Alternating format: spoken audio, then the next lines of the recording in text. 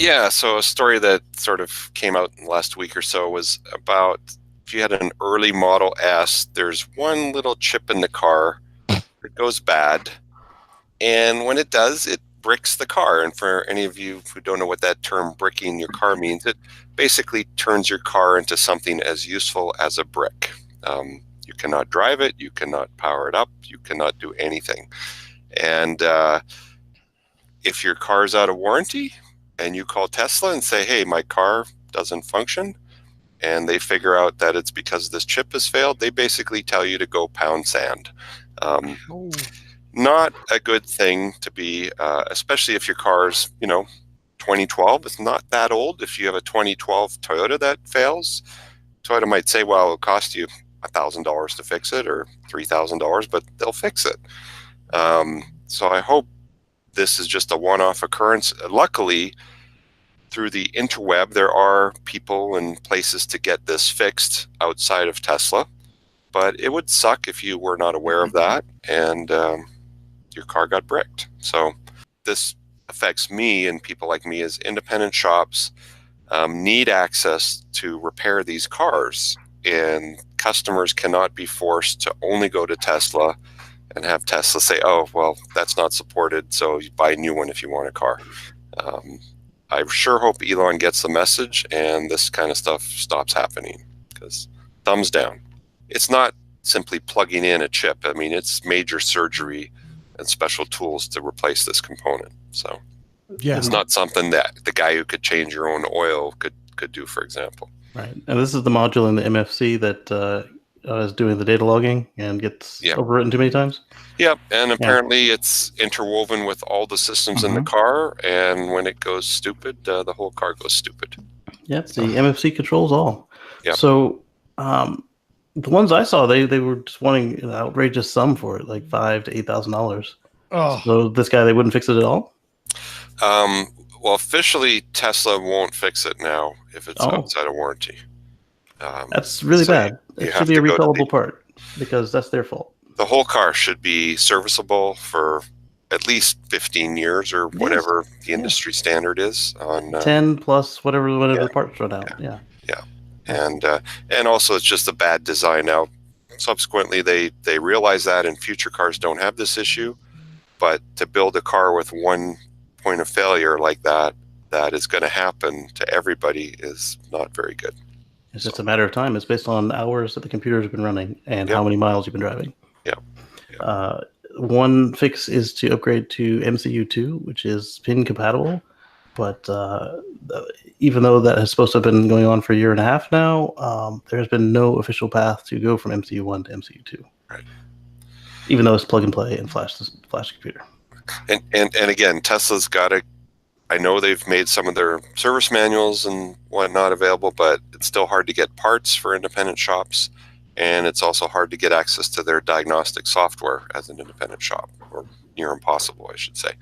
So that's got to change, because A, Tesla won't be able to keep up with the demand for repairing their cars, and B, consumers want a choice. Consumers would rather go to an independent shop if they can, because it's cheaper and usually quicker, better service than the dealer.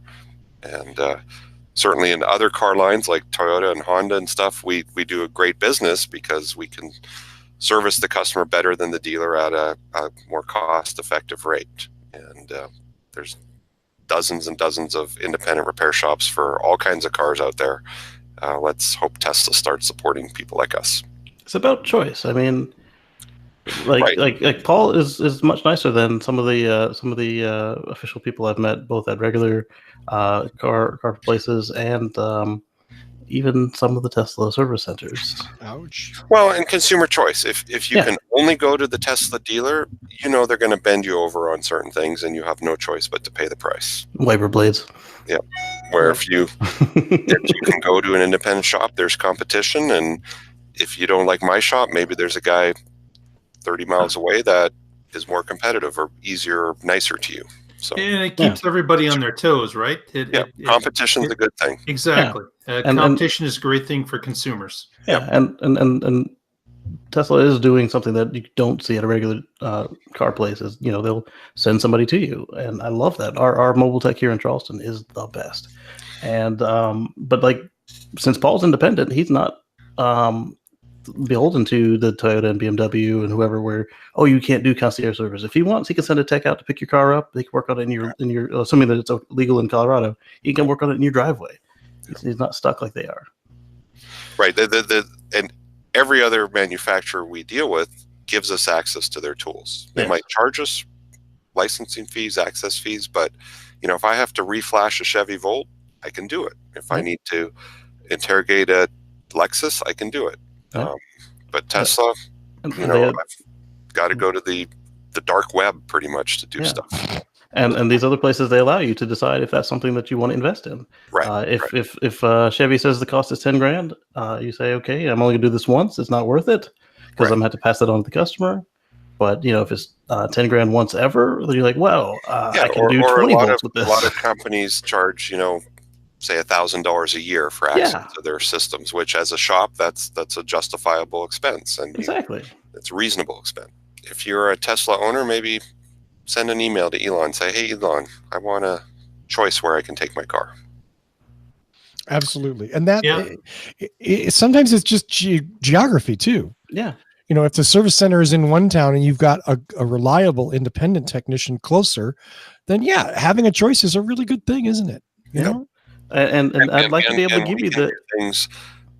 Dealers generally don't want to use recycled parts. Right. So we had a customer this week towed in his Leaf from the Nissan dealer because the Nissan dealer said, it's $3,000 worth of parts to fix your car.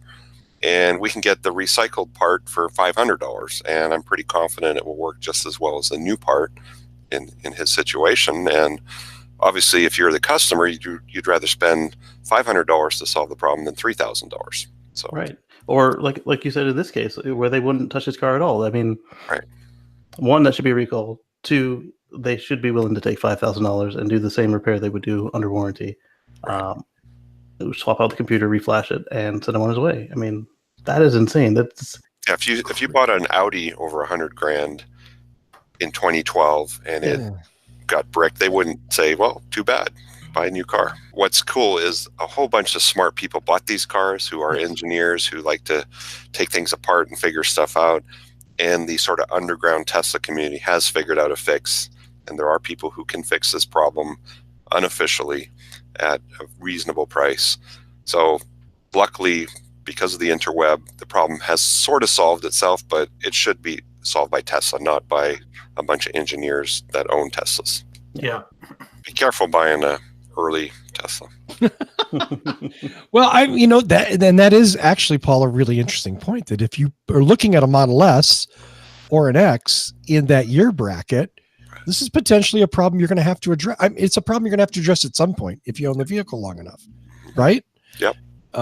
So even the new MCU2 and the Model 3s suffer from the same flaw, but as far as practical vehicle life, they will be upwards of 30, 40 years old before they run into the same issue. So because the problem is data logs, right? It's a chip that is being pushed these data logs excessively. A lot of data logs that in most cases aren't even used, and over time, the writing and rewriting of these logs damage the chip, which isn't built to handle that type of writing and rewriting and the amount of use it's being given.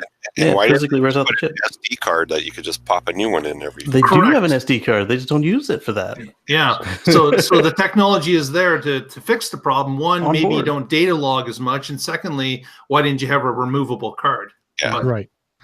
Or why don't you write it to the removable card? You buy a $12 SD card every couple of years. Exactly. Yeah. Oh, that's horrible. Jeez, that's such a. I mean, I had to reach in my glove box and change a card. I was just going to say, put it behind the glove box or something. It's just. But instead, you've got to. I'm going to guess take off the whole dash to get it that eMMC, right? Take off the dash, take off the screen, remove the computer. It's not easy to do. It's a lot of work. Yeah, definitely.